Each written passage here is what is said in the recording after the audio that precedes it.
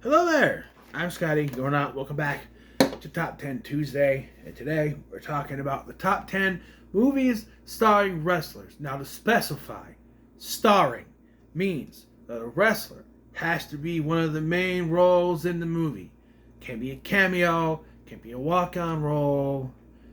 It has to have a major part in the movie. So, stuff like Hulk Hogan in Rocky 3 doesn't count. Or Macho Man Randy Savage and Spider-Man doesn't count. What else? There's like the star of the movie or one of the stars, that sort of thing. Big Show with Paul White showing up in both Waterboy and Jingle All the Way. Sorry, Captain Insano, but you don't count. Has to be a starring role. So, with that in mind, number 10. Not only is this... So, this is not even the first movie of this franchise. I did the Wrestle-a-thon a couple of years ago now. And I came to the realization that, the first Marine movie was not the best. To my surprise, Marine 3 Homefront, starring The Miz, is the best. The Miz ones aren't that bad, actually. And he was in 4 of these fuckers. 3, 4, 5, and 6. They're not bad. 2 is the worst. Sorry, Ted DiBiase Jr. Or not. You're going to jail. Who cares? This one, he comes back to visit his back home after his tour of duty. And he visited his sisters. The more personal story makes it better. Plus the 12 Stone songs at the end is actually pretty good. And this is the one with Neil McDonough, right? Michael Eklund. Yeah, Neil McDonough. Yeah. And I stand by the fact that I don't think the other 3 were supposed to have The Miz in mind. He has a different job in each one. In the 4th one, he's a bodyguard. In the 5th one, he's a paramedic. And then in the 6th one, he's just going to visit his old mentor. Could have used anyone. I don't know. But, this is definitely the best of the Marine movies. And, pretty good. But John Cena got a second chance to be the best in the franchise when he did a 12 rounds, which comes in at number 9. The 12 rounds 2 and 3 aren't bad, but I've always preferred this one, I think, to the other 2. But, it's actually very similar in the first Marine, where his girlfriend gets kidnapped and he's going to go after the guy. But this time, there is a game. Because a year earlier, an accident caused the death of this guy's girlfriend, the main villain's girlfriend. So now he kidnaps Cena's girlfriend to get revenge, but also he's after money. So, the great who directed Hello, Rennie Harlan directed this. Damn, I wonder if it's good. I know. You were Rennie Harlan. Rennie Harlan's not a bad director. You just need to figure out what movies is good for him. Swashbuckling pirate movies? No. Strangers reboot? No. But I don't think he's done anything else bad.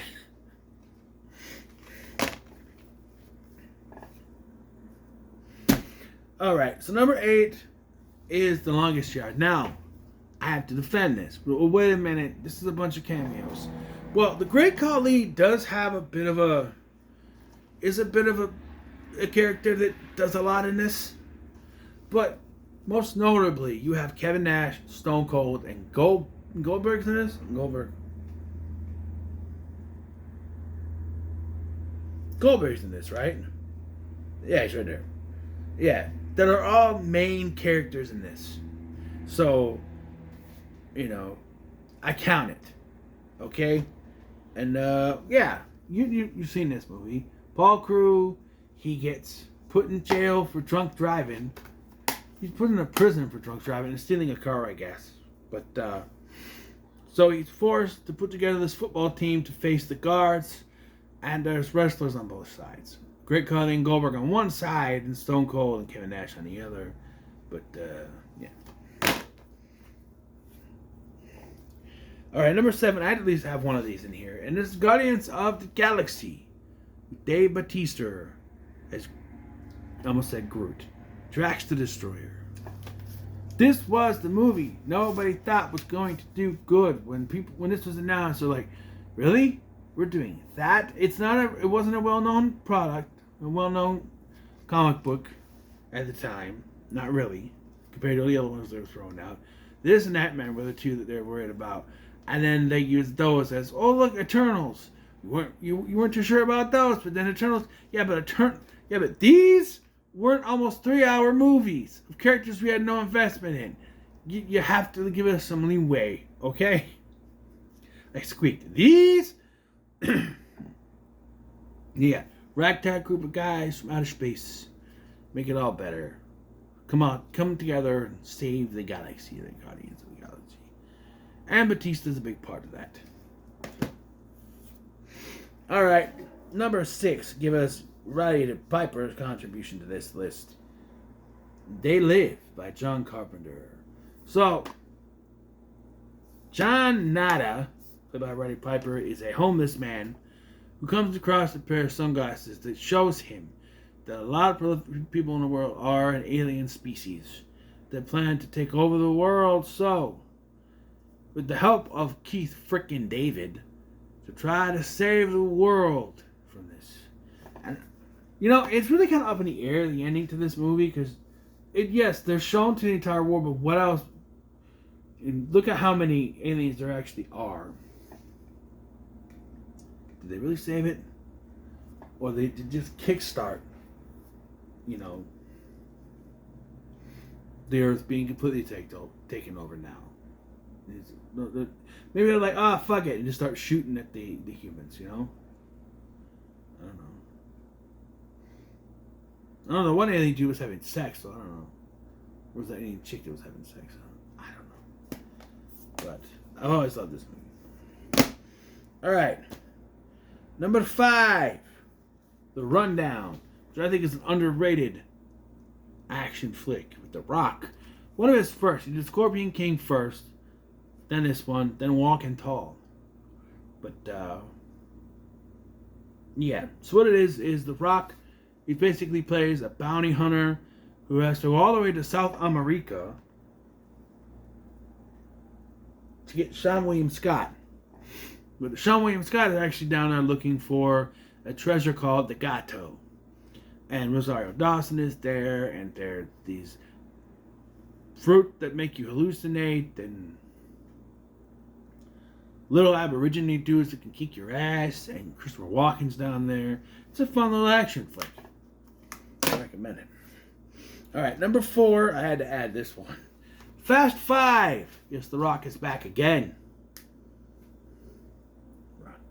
The Rock is back again. Fast 5, the best of the Fast and Furious movies. Although, I do, the first one is my favorite. But I can say objectively, Fast 5 is the best. It's got the most stuff. It introduces The Rock as the character of Hobbs. There's that, and it's got great action in it. So, number 3, we're not gonna take it. No, we ain't gonna take it. We're not gonna take it. How about this? Give me my damn beer, you morons. I will rule you. Jimmy King, he's the best wrestler. Better than all the wrestler. He's the bestler. Ready to rumble. And it's that case, baby. Yeah. So again, I have to defend this choice. There are a ton of wrestlers that have bit parts in this movie. But Diamond Dallas Page is one of the main villains. Sting and Goldberg both have prolific roles in this. They do. They're important. They're not big, but they're important. Mostly it's DDP. But, yeah, so I stand by this. So two friends named Sean and Gordy, they go to Monday Night Nitro live. Live, baby, live. Bye, baby, live. And it just so happens to be the night that Jimmy King, the current world champion, is dethroned for shoot. I mean, this was not...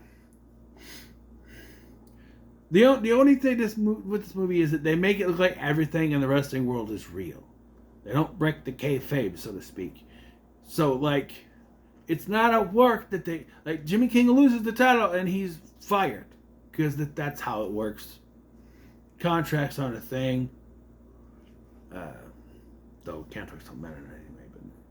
But so they go to Jimmy King and they want to get one last swing at Titus Sinclair and DDP, and it ends up they get another title shot. They have to train him to fight, and yeah. By the way, when the hell does this scene happen? I've seen this movie a million times. Never are they on commentary. I'm just saying. But number 2. Anybody want a peanut? The Princess Bride. Hey, you want to argue that Andre the Giant is one of the main characters? He helped save the day. You know?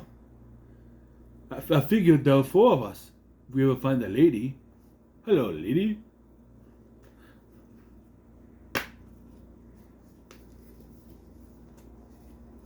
Do my way. What's my way? When he gets close enough, pop him on the head. My way is not very sportsmanlike. Yes, I'm the late, great Andre the Giant in The Princess Bride. Do I need to explain what this is? I think not. You guys know what this movie is. As you wish. It's a fantastic fantasy film, comedy, a little action in there. Hello, my name is Inigo Montoya. You killed my father. Prepare to die. But yeah, and I count Andre the Giant as a main character, right? He has a big role. Right? Before we get to number 1, honorable mentions: The Condemned 2, superior to the first one. Nothing against Stone Cold Steve Austin, but Randy Orton does pretty good. 12 Rounds 2, 12 Rounds 3. I said that earlier. The Chaperone, The Expendables. Stone Cold's in that. He plays a henchman, but he has a pretty big role. Jumanji: The Next Level and Jumanji: Welcome to the Jungle. Hell Comes to Frogtown with Roddy Piper. And See No Evil with the Cane. Number 1. Ain't Got Time to Bleed. Predator. Try to argue with me that Jesse Ventura ain't one of the main characters in this movie. He is. I'm a goddamn sexual Tyrannosaurus. Ain't got time to bleed. He is. He doesn't do much, but he's in this. And Predator is one of the best movies ever made. So shut it. That's all I gotta say. You guys know about Predator, right? My knuckle just snapped. So there it is. Top 10 movies starring wrestlers.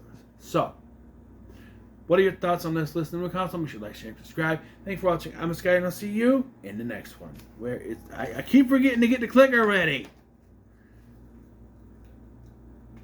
Bye-bye now. Damn it!